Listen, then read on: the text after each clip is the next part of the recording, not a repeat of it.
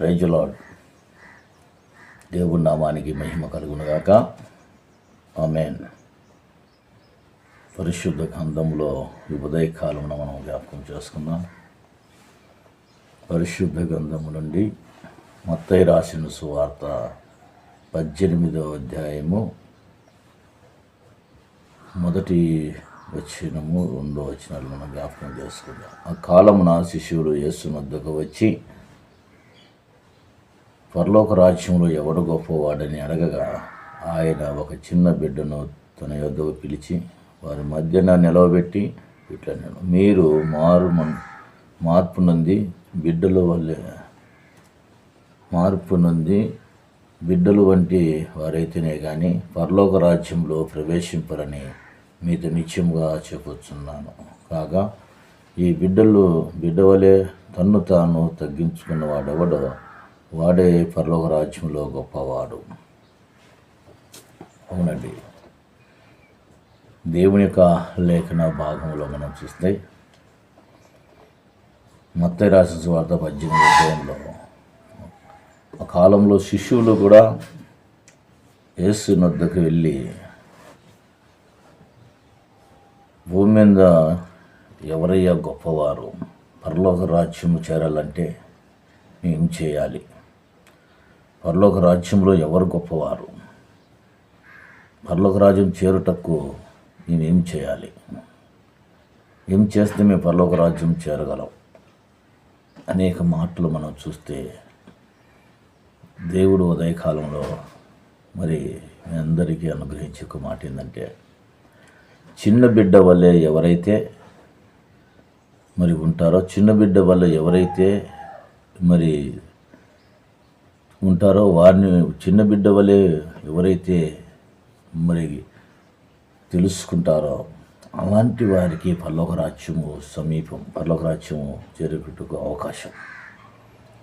చిన్న బిడ్డ వల్లే ఎవరైతే నడుచుకుంటారో, తనను తాను తగ్గించుకుంటూ, తనను తాను విషయంలో మరి తగ్గింపు స్వభావం కలిగి మారు మనసు పొందుకొని పశ్చాత్తాపం పొందుకొని మరి నిత్యం కూడా దేవుని యందు ఎవరైతే నిలుస్తారో అలాంటి వారే పరలోక రాజ్యం చేస్తారని దేవుడు వాగ్దానం ఇస్తున్నాడు.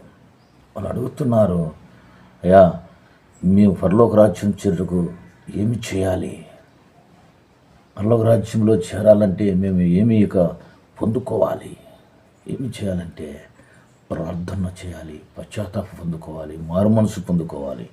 అనేకమైన విధానాలలో మనము లోక సంబంధమైన దూరం అయిపోయి మరి పరలోక సంబంధమైన దగ్గరగా ఎప్పుడైతే నువ్వు జీవిస్తావో అప్పుడే పరలోక రాజ్యంలో నీకు స్థానం ఉంటుంది. ఇక్కడ అన్నిటిని కూడా ఫాలో అయ్యి అన్నిటికీ మరి సాహసం చేస్తూ అన్నిటి విషయంలో మనము మరి కనెక్ట్ అయ్యి మోసాలు, దేశాలు, అబద్ధమైన వాటి చేస్తూ దేవుని ఆరాధిస్తే దేవుడు చూస్తున్నట్టు వాడు. నువ్వు చేసే ప్రతిదీ కూడా దేవునికి తెలుసు. పండుకోట, లేట, కూర్చుంట సమస్తము కూడా వెలిగినట్టు దేవుడు. కనుక నీ జీవితంలో ఏదైతే ఉండకూడదో, ఏదైతే నీ జీవితం నుంచి వెలివేయాలనో వీటన్నిటిని మరి ఇక్కడ జ్ఞాపకం చేసుకోవాలి. ఇక్కడ శిష్యులు అంటున్నారు, పరలోక రాజ్యం చేరటంటేయా ఏంటి సూచన, ఎలా అనంటే ఒక బిడ్డను తీసుకొని ఈ బిడ్డ వల్లే ఎవరైతే ఉంటారో, ఈ బిడ్డ వల్లే ఎవరైతే మరి నడుచుకుంటారో అలాంటి వానికి పరలోక రాజ్యం. 40 దినాలు కాదు, 40 సంవత్సరాలు నువ్వు ఉపవాసం ఉన్నావు, 40 సంవత్సరాలు నువ్వు ఏమి చేసినా మారు మనసు లేకపోతే వ్యర్థం. ఎన్ని పాటలు పాడినా వ్యర్థమే, ఎన్ని చోట్లకు వెళ్ళినా వ్యర్థమే, ఎంతమంది కలిసినా వ్యర్థమే, ఎన్ని పొగిడింపులు వచ్చినా కూడా వ్యర్థమే.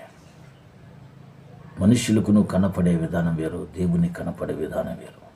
మనుషులతో మాట్లాడే విధానం వేరు, దేవుడితో మాట్లాడే విధానం వేరు. దేవుడు ఆత్మ కనుక ఆత్మను సత్యంతో ఆరాధించేవాడుగా ఉండాలి. ఆత్మతో సత్యముతో మహిమపరిచేవాడు, ఆత్మతో సత్యముతో మరి దేవుని ఆరాధించుటకు ఉండాలి.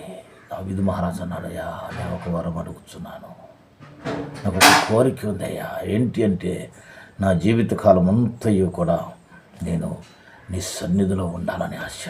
దేవుడు అంటున్నాడు, దావీదా,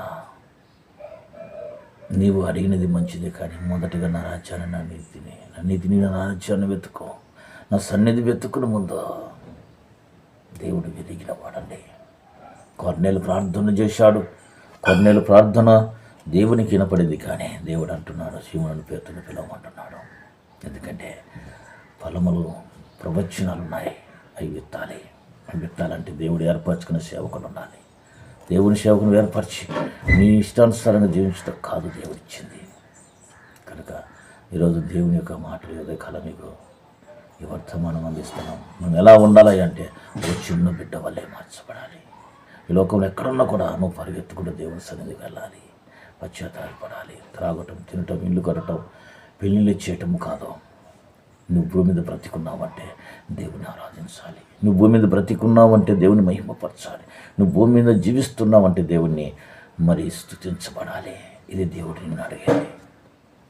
కనుక దేవుని యొక్క నామంలో అందరికీ వర్తమానం ఉదయకాల తెలియపరుస్తున్నాం. పొరుగిడరా సోదరుడా, ప్రభు సన్నిధి నీవు చేరుటకై, ఆ ప్రభు సన్నిధి నీవు చేరుటకై పరుగిడరా. ఇళ్ళను కాటుచు పిల్లలు ఈచుచు, నారును నాటుచు, త్రాగుచు, తినుచు. ఇళ్ళను కాటుచు పిల్లలు ఈచుచు, నారును నాటుచు, త్రాగుచు, తినుచు.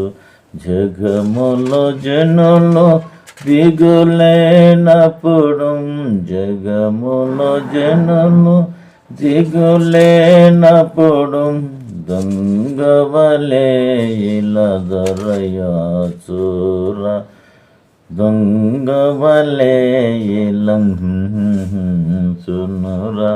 పరుగిడనా సోదరుడా,